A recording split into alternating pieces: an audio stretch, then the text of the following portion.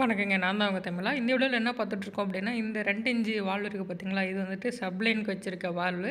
இந்த வால்வுல இருக்க ஹேண்டில் வந்து பார்த்தீங்கன்னா உடைஞ்சிருச்சு. அதனால வால்வ ரிப்ளேஸ் பண்ணணும்னு சொல்லி கூப்பிட்டுருந்தாங்க.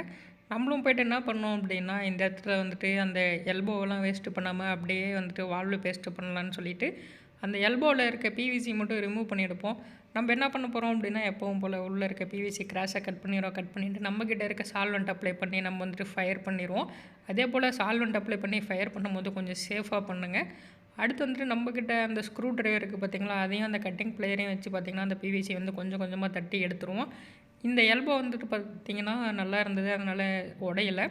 அடுத்து இந்த வால்வை சென்டர் பண்ணி வச்சு நம்ம தேவையான பிவிசி கட் பண்ணிடுவோம். கட் பண்ணிட்டு அந்த யூனியனில் இருக்க ஒரு சைடு வந்துட்டு பார்த்திங்கன்னா ரிமூவ் பண்ணிட்டு இந்த பிவிசியோட வந்துட்டு பேஸ்ட் பண்ணிடுவோம்.